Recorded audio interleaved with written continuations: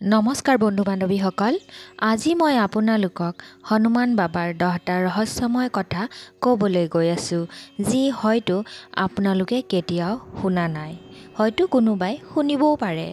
তেনেহ'লে বন্ধু বান্ধৱীসকল, হনুমান বাবাৰ এই ৰহস্যময় কথা শুনাৰ আগতে মই আপোনালোকক এটি অনুৰোধ কৰিব বিচাৰিছোঁ যে ভিডিঅ'টো যাতে লগ বন্ধুৰ মাজত শ্বেয়াৰ কৰি দিয়ে। কমেণ্ট বক্সত জয় হনুমান লিখিবলৈ একেবাৰে নাপাহৰিব। আৰু যদি মোৰ এই চেনেলটোত কোনোবা বন্ধু বান্ধৱী নতুনকৈ আহিছে তেনেহ'লে ছাবস্ক্ৰাইব কৰি ৰাখিব। তেনেহ'লে আহক হনুমান বাবাৰ নাম লৈ আজি এই ভিডিঅ'টোত তেওঁৰ 10টা ৰহস্যময় কথাৰ বিষয়ে আলোচনা কৰোঁ।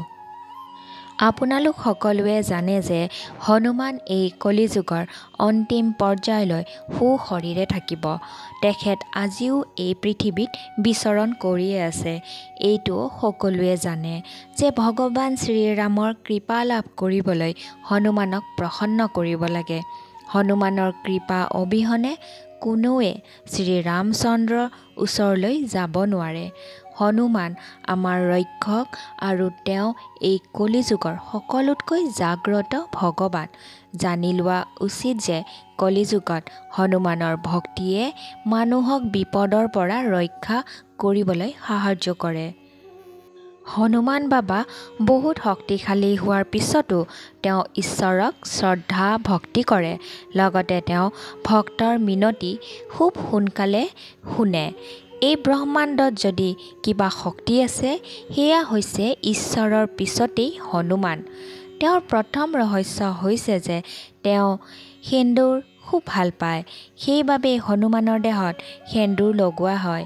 এক পৌৰাণিক কাহিনী অনুসৰি এবাৰ মা সীতাই শিৰত সেন্দুৰ লৈ থাকোঁতে হনুমান মা সীতাৰ ওচৰ পাইছিল আৰু শিৰত ৰঙা কি বস্তু লগাইছে বুলি প্ৰশ্ন কৰিছিল।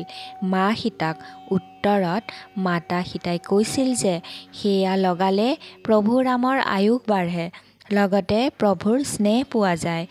এই কথা শুনি হনুমানে ভাবিছিল যে যদিহে মাতা সীতাই অকণমান সেন্দুৰ শিৰত লৈ ইমান স্নেহ প্ৰাপ্ত কৰিছে তেন্তে বেছিকৈ সেন্দুৰ লগালে আৰু বেছি স্নেহ ভগৱান শ্ৰীৰামচন্দ্ৰৰ পৰা পোৱা যাব।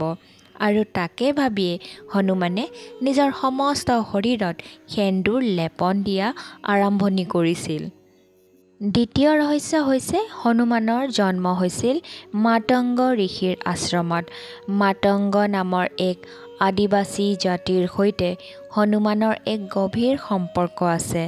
তুংগভদ্ৰা নদী পাৰ হৈ এক পম্পা সৰোবৰ পোৱা যায় আৰু তাৰ ওচৰতে থকা পৰ্বতত এটি গুহা আছিল, যাক ৰামজীৰ ভক্ত শ্ৰৱণীৰ গুহা বোলা হয় আৰু সেই গুহাৰ ওচৰতে মাতংগ বন আছিল। তৃতীয় ৰহস্য, আচলতে হনুমান বান্দৰ আছিল নেকি? হনুমানৰ জন্ম কাপি নামৰ বান্দৰ জাতিত হৈছিল। গৱেষণা অনুসৰি আজিৰ পৰা প্ৰায় 9 লক্ষ বছৰ পূৰ্বে এক এনেকুৱা বান্দৰ জাতি ভাৰতবৰ্ষত আছিল আৰু সেই জাতি আজিৰ পৰা প্ৰায় 12-15 হাজাৰ বছৰ পূৰ্বে বিলুপ্ত হৈ যায়। আৰু হনুমানক লৈ সদায় এই প্ৰশ্ন উঠে যে তেওঁ কি বান্দৰ আছিল নেকি? চাৰিওফালে তেওঁৰ প্ৰতিমা দেখি মন হয় যে তেওঁ বান্দৰ প্ৰজাতিৰ। ৰামায়ণত বাল্মীকিয়ে হনুমানক বিশিষ্ট পণ্ডিত আৰু ৰাজনীতিবিদ বুলি ব্যাখ্যা কৰাৰ লগতে তেওঁক লোমৰ্ষ নেজধাৰী বুলিও কৈছে। আচলতে সেই সময়ত মানুহৰ তেনে এক প্ৰজাতি আছিল যাক মুখ আৰু নেজৰ পৰা বান্দৰৰ দৰে দেখা গৈছিল, কিন্তু সেই জাতিৰ বুদ্ধিমত্তা আৰু দৈহিক শক্তি অইন মানৱ প্ৰজাতিৰ তুলনাত বহু বেছি আছিল। আৰু এই কথা বৰ্তমানৰ পুৰাতত্ত্বই প্ৰমাণ কৰিছে। চতুৰ্থ ৰহস্য হৈছে কিয় আজি এই পৰ্যন্ত হনুমান জীয়াই আছে? হনুমান কলিযুগৰ ধৰ্ম ৰক্ষক নেকি? তেওঁ আজিও পৃথিৱীত মুক্তৰূপে বিচৰণ কৰি আছে।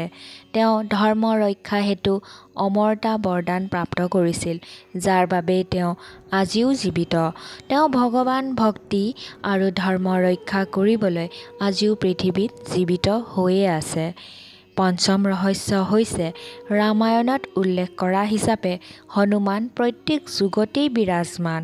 ত্ৰেতা যুগত পৱন পুত্ৰ কেশৰী নন্দন ৰূপে জন্ম লৈছিল আৰু ৰাম ভক্তিত লীন হৈ তেওঁ ৰামৰ সৈতে ছায়াৰ দৰে আছিল। দ্বাপৰ যুগত হনুমানে ভীমৰ পৰীক্ষা লৈছিল। ভীমৰ অহংকাৰ চূৰ্ণ কৰাৰ বাবে তেওঁ এবাৰ ভীম গৈ থকা পথৰ মাজত নিজৰ নেজ পাৰি দিছিল আৰু যেতিয়া ভীমৰ খং উঠিছিল তেতিয়া হনুমানে এটি বৃদ্ধ বান্দৰৰ ৰূপ লৈছিল আৰু ভীমক নেজডাল আঁতৰ কৰি পথ অতিক্ৰম কৰিবলৈ কৈছিল। সৰ্বশক্তিমান ভীমে কিন্তু নেজডাল কোনো প্ৰকাৰেই আঁতৰ কৰিব নোৱাৰিছিল আৰু তেতিয়াই ভীমে বুজি উঠিছিল যে তেওঁ আন কোনো নহয়, তেওঁ স্বয়ং হনুমান। আৰু কলিযুগতো যদি মানুহে ভক্তিৰে হনুমানৰ আশ্ৰয় গ্ৰহণ কৰে তেন্তে তুলসীদাসৰ দৰে হনুমান আৰু শ্ৰী ৰামচন্দ্ৰৰ দৰ্শন পাবলৈ দেৰি নালাগে। কলিযুগত হনুমানে তেওঁৰ ভক্তসকলক নিজৰ উপস্থিতিৰ অনুভৱ দিয়ে। ষষ্ঠ ৰহস্য হৈছে হনুমান ক'ত থাকে। কলিযুগত হনুমান গন্ধমাৰ্ধন পৰ্বতত নিবাস কৰে, যি কথাৰ উল্লেখ শ্ৰীমদ ভাগৱতত উল্লেখ আছে। বৰ্তমান এই পৰ্বত হিমালয়ৰ কৈলাশ পৰ্বতৰ ওপৰত অৱস্থিত, য'ত ঋষি, বিদ্যাধৰ, দেৱতা, গন্ধৰ্ব আদি নিবাস কৰে। এই পৰ্বত কুবেৰৰ ৰাজ্য আছিল আৰু বৰ্তমান সেই পৰ্বত তিব্বত এলেকাত আছে।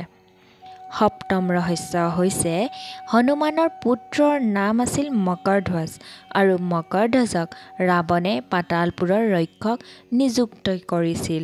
কিন্তু পৱনপুত্ৰ যদিহে ব্ৰহ্মচাৰী আছিল, পুত্ৰ কেনেকৈ সম্ভৱ? সেয়া হৈছে মকৰধ্বজ হনুমানৰ দেহৰ ঘামৰ পৰা সৃষ্টি। হনুমানৰ দৰে মকৰধ্বজ আছিল বীৰ, পৰাক্ৰমী আৰু বহুত শক্তিশালী। অষ্টম ৰহস্য হৈছে হনুমানৰ প্ৰথম আৰাধনা কোনে কৰিছিল। পৃথিৱীত সৰ্বপ্ৰথম বিভীষণে হনুমানৰ সান্নিধ্যলৈ আহি হনুমানক পূজা কৰিছিল। বিভীষণ হনুমানৰ দৰেই চিৰঞ্জীৱ, আজিও তেওঁ হনুমানৰ দৰেই জীৱিত হৈ আছে। নৱম ৰহস্য হৈছে হনুমানৰ স্ত্ৰী কোন আছিল। যদিয়ে তেওঁ ব্ৰহ্মচাৰী আছিল, বিবাহ কেনেকৈ হৈছে? সঁচাকৈ হনুমানৰ বিবাহ হৈছিল নেকি? অন্ধ্ৰপ্ৰদেশৰ খাম্মাম জিলাত এক মন্দিৰ আছে য'ত হনুমানৰ লগত হনুমানৰ পত্নীৰ মূৰ্তিও আছে। স্ত্ৰীৰ নাম আছিল সুৰবচলা। বিবাহ হোৱাৰ অৰ্থ এইটো নহয় যে তেওঁ ব্ৰহ্মচাৰী নাছিল। কোৱা হয় যে কোনো বিশেষ পৰিস্থিতিত কোনো সংকট দূৰ কৰিবলৈ হনুমানে বিবাহ পাশত আবদ্ধ হৈছিল, যি কথাৰ উল্লেখ পৰাশৰ সংহিতাত পোৱা যায়। শেষ ৰহস্য হৈছে যে প্ৰত্যেক ৪১ বছৰৰ ব্যৱধানত এবাৰ হনুমানে শ্ৰীলংকাৰ জংঘলত প্ৰাচীন কালৰে পৰা বসবাস কৰা আদিবাসী সম্প্ৰদায়ৰ লোকৰ সৈতে দেখা কৰে, যি সম্প্ৰদায়ক মাতংগ সম্প্ৰদায় বুলি জনাজাত। আৰু এই কথা শ্ৰীলংকাৰ সেই মাতংগ সম্প্ৰদায়ৰ লোকে দাবী কৰি আহিছে। এয়াই আছিল বাবা হনুমানৰ ১০টি ৰহস্যময় কথা, যি তেওঁক সূচায় যে তেওঁ আজিও জীয়াই আছে।